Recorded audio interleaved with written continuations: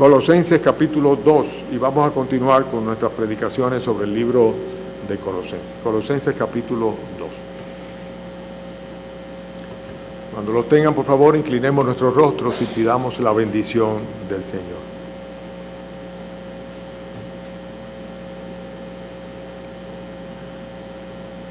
Señor, qué gozo es vernos nosotros, Señor, tus hijos, compartir la fe. Pero qué gozo, sobre todo, Señor, es sentir tu presencia en medio nuestro, Padre. La podemos percibir claramente en el rostro de los hermanos, en las alabanzas, en los cánticos, en la comunión, Señor. Es tu Santo Espíritu que nos une, Señor, y damos gracias por ello. También, Señor, tenemos necesariamente, Padre, que apelar a tu Santo Espíritu para que nos guíe en la predicación, no solamente en la emisión, sino también en la recepción de estas enseñanzas bíblicas. Permite, Padre, que podamos recibirlas, aprenderlas y aplicarlas en nuestras vidas, Señor, y en nuestra cotidianidad podamos de esta manera honrarte. Para esto nadie es suficiente, Señor, por lo tanto pedimos tu bendición en el nombre de Cristo Jesús. Amén. Amén. Colosenses capítulo 2. Vamos a leer los primeros 10 versículos y sobre ello vamos a estar predicando esta mañana un mensaje que he titulado, atiendan, 2 imperativos para el creyente. 2 imperativos para el creyente. Colosenses capítulo 2. Tal vez ustedes pueden discernir cuáles son los imperativos antes de que yo los enuncie. Porque quiero que sepáis cuán gran lucha sostengo por vosotros y por los que están en la Odisea y por todos los que nunca han visto mi rostro, para que sean consolados sus corazones, unidos en amor, hasta alcanzar todas las riquezas de pleno entendimiento, a fin de conocer el misterio de Dios el Padre y de Cristo, en quien están escondidos todos los tesoros de la sabiduría y del conocimiento. Y esto lo digo para que nadie os engañe con palabras persuasivas, porque aunque estoy ausente en cuerpo, no obstante en espíritu estoy con vosotros, gozándome y mirando vuestro buen orden y la firmeza de vuestra fe en Cristo. Por tanto, de la manera que habéis recibido por tanto, de la manera que habéis recibido al Señor Jesucristo, andad en Él, arraigados y sobreedificados en Él y confirmados en la fe, así como habéis sido enseñados, abundando en acciones de gracia. Mirad que nadie os engañe por medio de filosofías y huecas sutilezas según las tradiciones de los hombres, conforme a los rudimentos del mundo y no según Cristo. Porque en Él habita corporalmente toda la plenitud de la deidad, y vosotros estáis completos en Él, que es la cabeza de todo principado y potestad. Hasta aquí habíamos predicado una serie de mensajes en el cual fundamentalmente lo que habíamos visto era una epístola completamente llena de una teología cristocéntrica. Se cifraba o se centraba en presentar al Señor Jesucristo en su condición de Dios encarnado, y como suficiente también. O sea, no había por qué buscar en otro lugar, y lo enfatiza ahora también el apóstol Pablo acá en los versículos que estamos leyendo. Pero había una serie de mensajes de exhortación, de consolación, junto con estas advertencias. Estuvimos predicando sobre estas cosas. En este caso en particular, capítulo 2, los primeros 10 versículos, el apóstol Pablo está instruyendo a los hermanos en cuanto a cómo deben llevar a cabo la aplicación práctica de estas enseñanzas, de manera de que los creyentes verdaderos, los que han sido salvos, pues se guardasen en 2 aspectos muy fundamentales. El primer imperativo está en el versículo 6. Búsquenlo, donde dice en el versículo 6, por tanto, de la manera que habéis recibido a Jesucristo, al Señor Jesucristo, un imperativo. O sea, no está preguntando ni está planteándolo como una posibilidad, sino que está dando una orden. O sea, está diciendo, hagan esto, imperativamente, ¿verdad? Andad en Él. Y la segunda de ellas es muy clara, está en el versículo 8, cuando dice, mirad que nadie os engañe. Los 2 temas evidentemente tienen que ver uno con el testimonio del creyente y el otro tiene que ver con la doctrina del creyente, la doctrina que sigue el creyente, la doctrina de nuestro Señor Jesucristo. Ustedes saben que esa era parte de la gran problemática de los colosenses, que habían sido infiltrados con falsas enseñanzas, por lo cual el apóstol Pablo presenta a Jesucristo tal cual es, en su divinidad absoluta y total, en la plenitud de su poder, en su condición humana, como el único representante del Dios invisible y como el primogénito de toda la creación. Pero ya no vamos a volver atrás con mensajes que hemos predicado. Ahora fundamentalmente está diciendo, en base fundamentalmente basándose fundamentalmente en que sois cristianos, entonces deben tener estos dos aspectos bien cubiertos. Andad en el Señor en la misma manera como le habéis recibido y guardando de no ser engañados, de no ser engañados. Bien, el primero de ellos es andad en Él. Esto tiene que ver fundamentalmente con nuestro comportamiento. Dice el capítulo 1, versículo 10, dice, capítulo 1, sí, versículo 10, fíjense que cuando habla de versículo 9, voy a leer, por lo cual también nosotros, 1:9, ¿me siguen? Dice, por lo cual también nosotros desde el día que lo oímos no cesamos de orar por vosotros y de pedir que seáis llenos del conocimiento de su voluntad en toda sabiduría e inteligencia espiritual. ¿Para qué? ¿Para qué? Dice, para que andéis como es digno del Señor, agradándole en todo y llevando fruto en toda buena obra y creciendo en el conocimiento de nuestro Señor. O sea que tiene que ver fundamentalmente con la manera como nos conducimos, con la manera como vivimos, con el testimonio que como cristianos debemos tener. Debemos andar en Cristo. Y esta exhortación a andar en el Señor Jesucristo implica necesariamente el hecho de que la vida cristiana no es estática. Tenemos que caminar, tenemos que avanzar. Y Dios espera que nosotros lo hagamos. No fue que nos convertimos un día y nos frizamos ahí, ¿verdad? Y vamos a esperar que el Señor venga a buscarnos. No, tenemos que tener una vida dinámica en el Evangelio, dinámica en pos del Señor Jesucristo, una vida que realmente refleje la novedad de vida en la cual nosotros debemos vivir. Romanos capítulo 6, los versículos 1 al 4 nos hablan sobre esto. Yo les voy a exhortar a que busquen en sus Biblias los pasajes, porque son oportunidades que ustedes tienen para ir subrayando cosas que son muy importantes. Más fácil sería para mí citarlos, pero yo prefiero que lo aprovechen ustedes. Romanos capítulo 1, y fíjense lo que dice el versículo... parece que no es Romanos capítulo 1, me equivoqué. No, es que no es Romanos, sí, es Romanos 6, no es Romanos 1. Es Romanos 6, versículo 1, ahora sí, Romanos 6, versículo 1. Fíjense cómo dice. Dice, ¿qué pues diremos? ¿Perseveraremos en el pecado para que la gracia abunde? Todo esto bajo el argumento de que cuando el pecado abundó, sobreabundó la gracia. Dice, en ninguna manera, versículo 2, ¿lo tienen? Dice, en ninguna manera vamos a perseverar en el pecado esperando que la gracia de Dios, ¿verdad?, nos llegue en abundancia.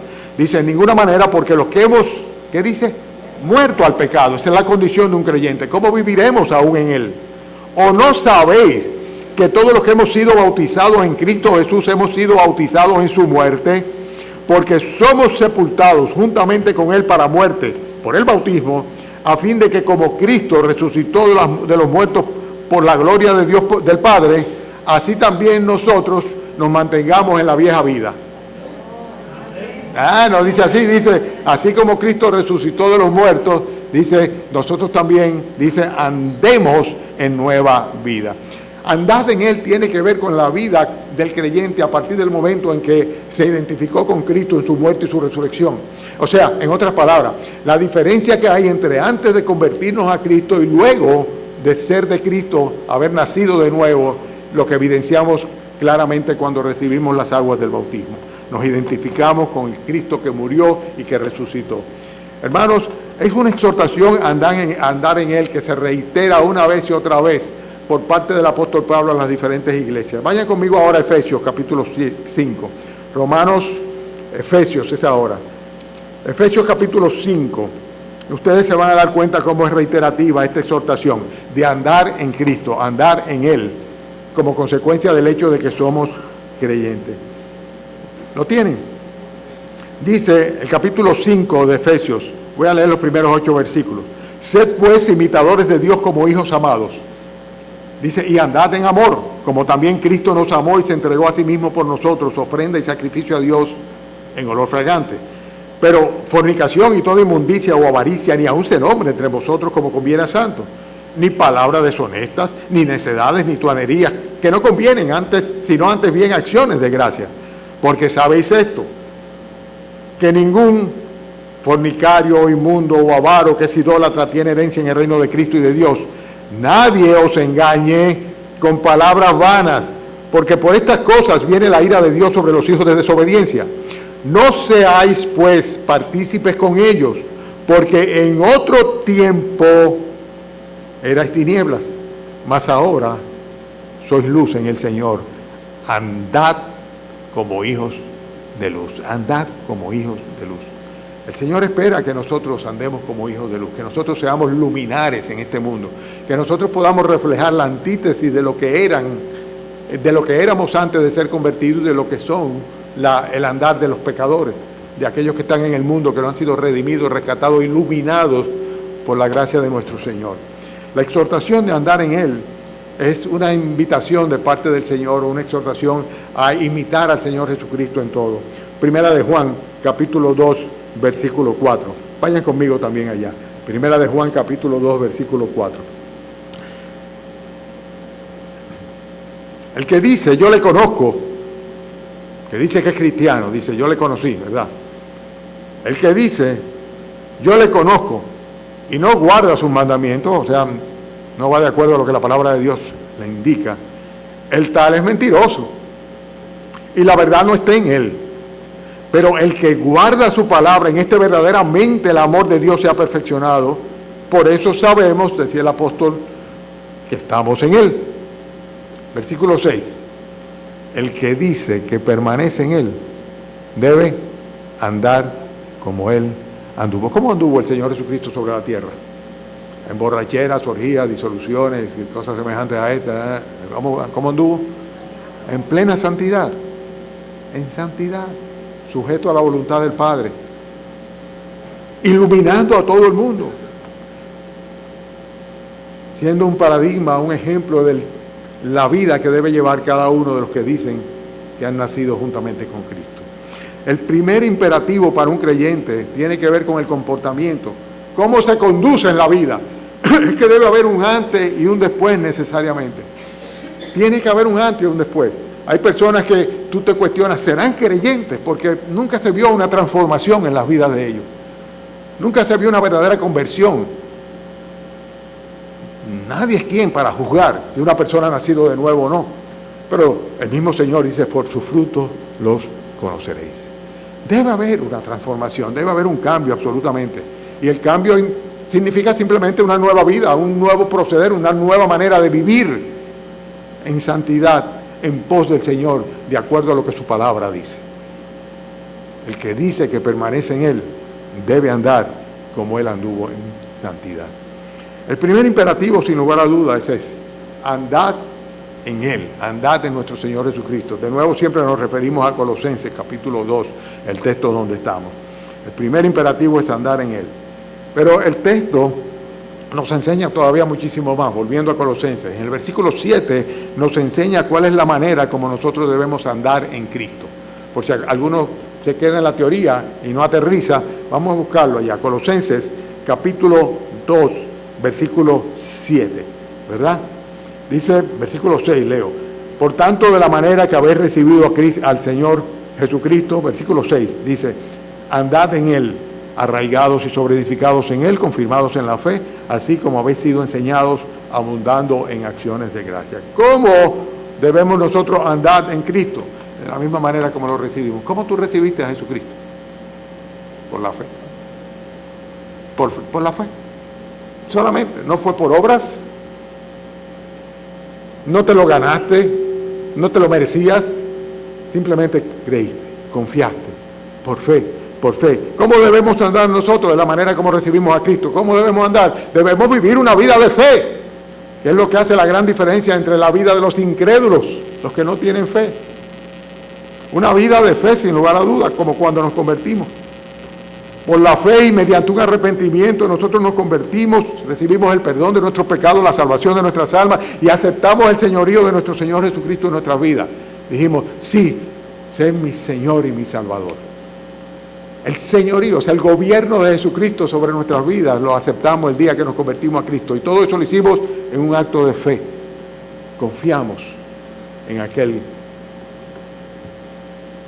que tiene el poder para levantar a los muertos y darles vida. Hermanos, andar en Jesucristo es andar una vida de fe. ¿Cuándo? ¿Cuando venimos a la iglesia? No, todos los días. ¿En qué momento? En todo momento. ¿A la hora de acostarnos? No solamente, al contrario. en todo momento, todo el día, delante de todo el mundo, en nuestras actividades seculares regulares y sin lugar a duda también en nuestras responsabilidades eclesiásticas. Pero andar en Cristo es andar la vida de fe. Por eso dice el texto aquí, arraigados y sobreedificados en Él. Y la palabra arraigado, que es rizó, significa echando raíces profundas, cada vez más profundas. Estoy refiriéndome a lo que dice el versículo 7. Arraigados y sobreedificados en Él. Sobreedificado es la palabra epokidoimeo. Estoy hablando mucho griego hoy yo, para impresionarlos.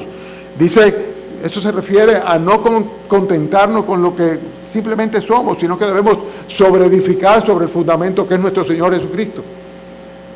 ¿Cómo es posible que nos convirtamos al Señor Jesucristo, verdad?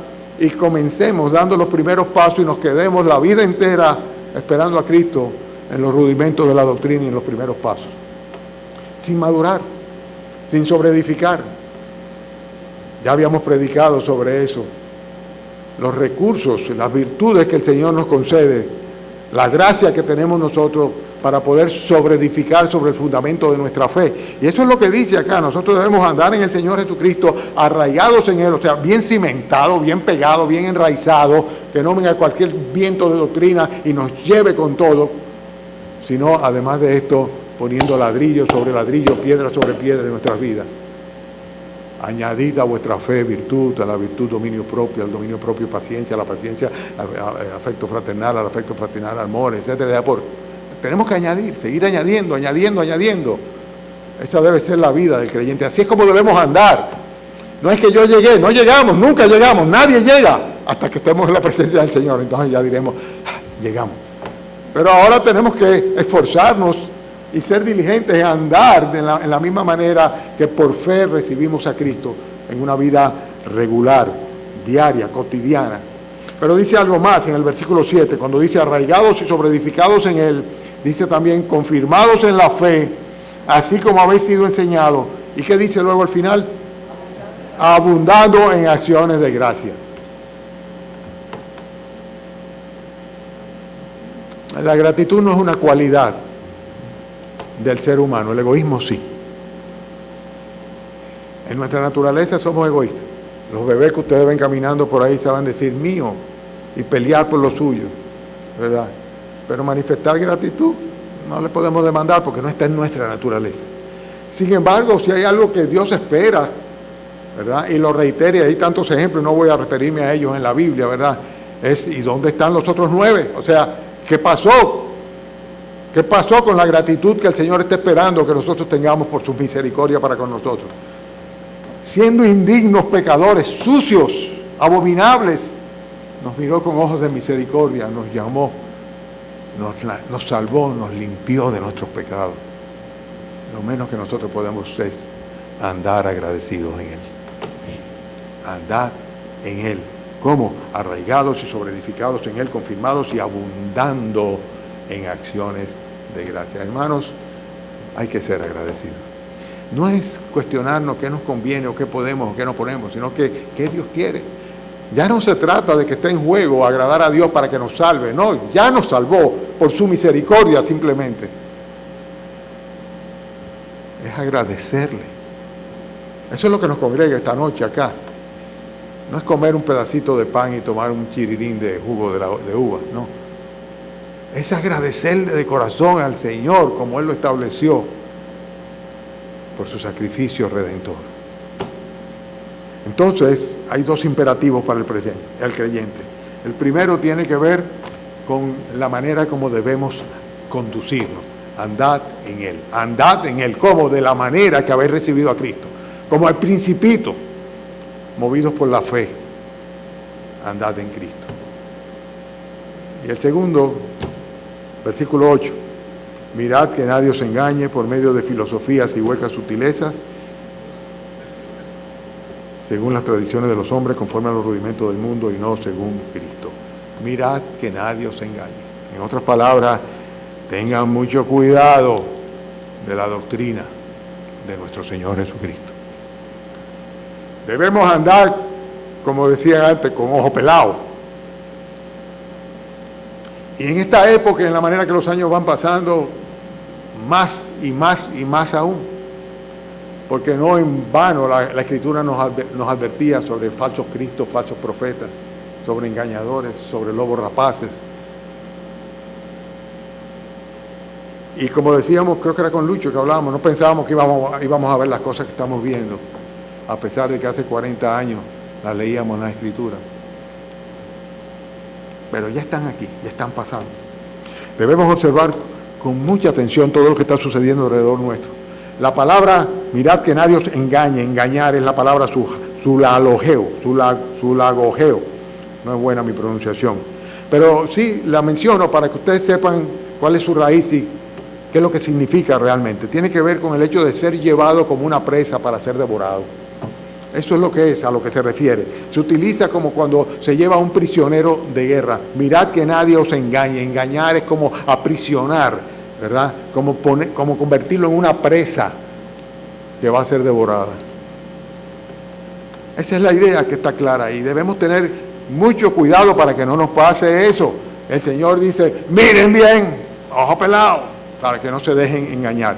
Eso implica necesariamente que somos falibles a ser engañados. ¿Quién puede decir, no, yo estoy completamente firme y seguro de lo que yo creo? Seguimos aprendiendo y vamos a seguir aprendiendo hasta que estemos en su presencia. Y luego entonces estaremos completos en Él. Pero hermanos, hay muchos instrumentos que utiliza Satanás para llevar a un creyente y convertirlo en una presa, convertirlo en una presa. Y aquí habla de un par de ellas. La primera de ellas está en el mismo versículo 8, cuando dice, mirad que nadie os engañe por medio de, ¿qué? Filosofías, dice, filosofías.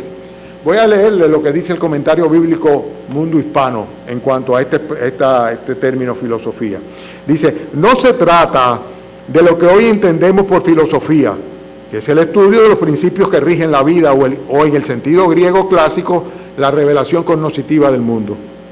Se trataba en los tiempos de Pablo de un término que se usaba para ocultar un sincretismo religioso, mágico, supersticioso, donde el factor iluminativo de esa religión era lo prominente.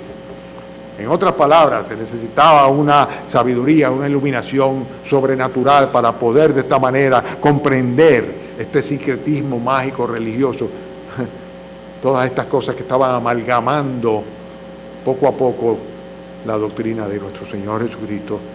Y por eso los apologetas tuvieron que aparecer desde el principio de la era cristiana para defender la sana doctrina. Y lo que está diciendo la palabra de Dios es esto. Nosotros tenemos que tener mucha atención porque hay mucha falsa doctrina y cada día hay muchísimo más.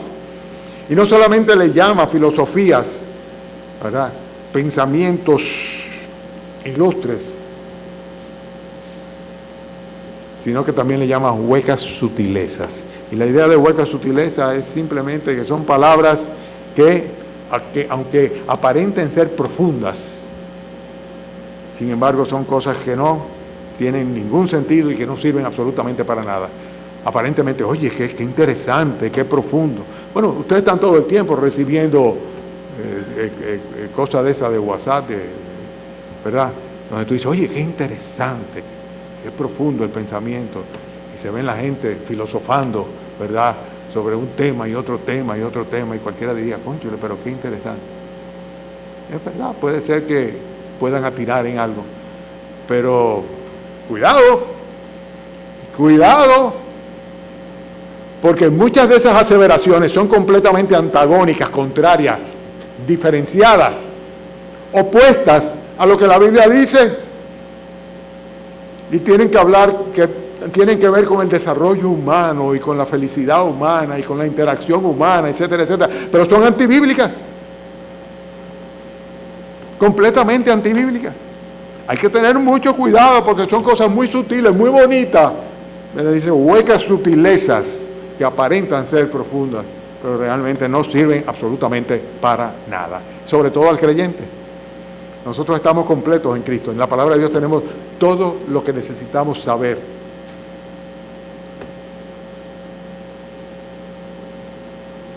Hermanos, es un imperativo, mirad que nadie os engañe, porque yo puedo decirlo después de tantos años, que he visto a tantas personas que en una época parecían ser muy firmes en su doctrina y han sido arrastrados tras cantos de sirena. Y yo jamás me lo hubiera imaginado, y sin embargo, cogieron las de Villadiego como consecuencia de esos cantos de sirena. Y lo grande del caso es que creyendo que están descubriendo las profundidades de Dios. Qué pena, qué pena. Hay dos imperativos. En primer lugar, testimonio. Anden como Cristo, y como recibieron a Cristo por fe. Y el segundo imperativo es, ojo pelado, miren bien la doctrina, no se dejen engañar por filosofías, por huecas sutilezas, por cosas que son conforme a la tradición de los hombres, conforme a los rudimentos del mundo, pero no según nuestro Señor Jesucristo. Y esos son los tres argumentos que presenta para que tengamos que tener cuidado con aquellas cosas. Lo primero es que son enseñanzas humanas que se contraponen a las enseñanzas de la Biblia, tradiciones de hombres. El catolicismo romano ha llegado a un punto en el cual prácticamente lo que la Biblia dice no importa, porque está llena de sus tradiciones y toda su práctica está basada en sus tradiciones. Y llegó un momento en el cual no les quedó más remedio que igualar la importancia y el valor de las tradiciones católico-romanas o de la Iglesia a lo que la palabra de Dios dice. Porque si se contradicen, pues vamos a tener que darle la importancia a las tradiciones. Hermanos, hay que tener muchísimo cuidado, porque estas tradiciones son de hombres. Cuando dice las tradiciones de los hombres, que el origen no es divino, es humano. Ahora dicen que la inteligencia artificial será capaz de diseñar una nueva Biblia que sea común a todas las religiones. El diablo sabe, ¿eh? El diablo sabe. El diablo sabe. Arraigados y sobreedificados en Él, solamente en Él, no conforme a las tradiciones del mundo. ¿Por qué? Porque sencillamente el origen que tienen es demoníaca, son del mundo, es conforme a los rudimentos del mundo, dice, conforme a los principios que fundamentan la filosofía de este mundo. ¿Y quién es el príncipe de este mundo? Satanás. Satanás. Primera de Juan capítulo 2, no lo busquen ahora, voy simplemente a leerlo para que ustedes lo recuerden. No améis el mundo ni las cosas que están en el mundo. Si alguno ama al mundo, el amor del Padre no está en él. Porque todo lo que hay en el mundo, los deseos de la carne, los deseos de los ojos, la vanagloria de la vida, no proviene del Padre sino del mundo. Y el mundo pasa y sus deseos. Pero el que hace la voluntad de Dios permanece para siempre. El mundo es un sistema organizado que se opone a nuestro Señor Jesucristo. No nos dejemos confundir. La cabeza es Satanás. Pablo le decía a los corintios, si nuestro evangelio está encubierto, tapado, dice, entre los que se pierden está encubierto, a los cuales el Dios de este siglo, haciendo referencia a Satanás, ha cegado el entendimiento de los incrédulos para que no les resplandezca la luz del evangelio de nuestro Señor Jesucristo. Un velo por delante, una ceguera que el diablo pone en las personas del mundo para que no puedan ver la luz de nuestro Señor Jesucristo. Todas esas filosofías, huecas sutilezas, enseñanzas religiosas son dañinas completamente porque provienen de Satanás. Y Satanás lo que hace es luchar en contra del creyente. No tenemos lucha contra carne y sangre, sino contra principados, potestades, contra los gobernadores de las tinieblas de este siglo, contra huestes espirituales de maldad en las legiones celestes. Por eso es que nos manda a tomar toda la armadura de Dios. Pero eso es otro sermón, otro mensaje. Hermanos, dos imperativos para el creyente. Primero, tiene que ver con el testimonio. Segundo, con la doctrina. No se dejen arrastrar. No se dejen. Es muy fácil porque suena muy bonito y muy lógico.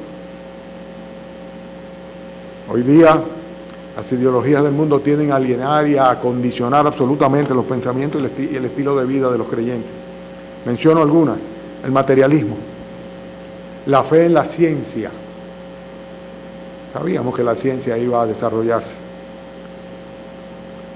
Depositar nuestra fe y nuestra confianza en la ciencia, en la capacidad humana, es un absurdo. Pero en fin, nada más voy a enunciarla solamente.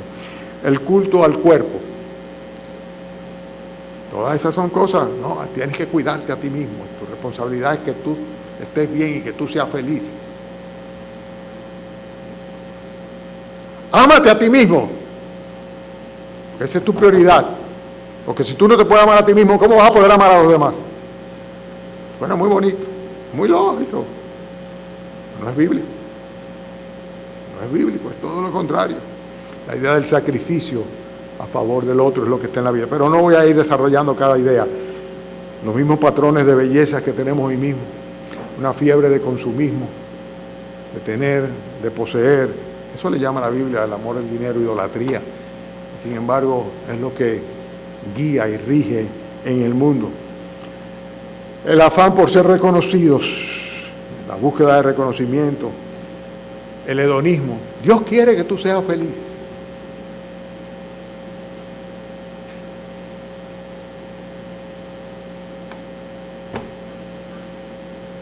Dios quiere que tú seas feliz. Consecuentemente, dale placer. Como que decía el corito a la Macarena. A tu cuerpo, Macarena, que la vida, que cuando cosas buenas. El afán por las posesiones. Hay una búsqueda también de un misticismo, de profundizar, de llegar a tener un nivel de espiritualidad característico. El ecumenismo religioso, profetizado, que cada vez está más rampante, más evidente. La idea de la autoestima. Si tú no te aprecias a ti mismo, si tú no aumentas tu autoestima, los que se suicidan es porque tienen una autoestima bajita. ¿Qué mentira más grande? Muy frecuentemente son los que tienen una autoestima muy alta, que terminan simplemente decepcionados y cometiendo suicidio. La Biblia dice que no debemos tener más alto concepto de nosotros mismos que el que debemos tener, y que cada uno piense de sí con cordura, y se lo dice a los creyentes, con sensatez, conforme a la medida de fe que Dios te haya dado. No somos nada. No somos nada. Y no tenemos que hacer nada, porque si Cristo está en nosotros, eso es suficiente. Amén. Amén. Hermanos, hoy día hay muchas ideologías andando por los alrededores. El hermano Pepe siempre hace mucho énfasis en eso. Yo no lo voy a hacer, ¿verdad? Pero cuidado con todas estas ideologías. Cuidado, cuidado, cuidado. Mirad que nadie os engañe. Con todas estas filosofías y huecas sutilezas que van conforme a los rudimentos del mundo. Dice, pero no según Cristo. No según Cristo. No están fundamentadas en Cristo, y en Cristo nosotros estamos completos absolutamente. Es lo que dice el versículo 10. Dice, mirad que nadie os engañe por medio de filosofía y huecas sutilezas y una tradición a los hombres, conforme a los mundos, no según Cristo, porque en él, Cristo, versículo 9, ¿lo ven? Estamos en Colosenses, ¿verdad? En él habita corporalmente toda plenitud de la deidad, y vosotros estáis, ¿qué dice? Completos en él, completos en él. O sea, no nos falta nada en Cristo, en su palabra, en su persona, en su gracia, en su amor, en su cuidado, en su misericordia. Vosotros estáis completos en él. Solamente tenemos que decir, gracias Señor. Gracias Señor. Y no dejarnos arrastrar. No dejarnos arrastrar por la filosofía del mundo, por los pensamientos negativos. Recuérdense que tenemos un adversario. El adversario no es otro ser humano, es el diablo. Es lo que quiere destruirnos. Entonces, dos imperativos. El primero de ellos, guarda tu testimonio. Que donde quiera que tú estés, con quien quiera que tú estés, a la hora que sea, dice, tú puedas realmente reflejar la luz de nuestro Señor Jesucristo. Y el segundo, guarda la sana doctrina, guarda la doctrina de nuestro Señor Jesucristo. Que esta sea tu única guía de fe y de práctica diaria. Es suficiente, lo es suficiente, es suficiente. Oramos. Cada uno en su lugar, por favor, aproveche esta oportunidad y sin distraer a su vecino, pues ore al Señor.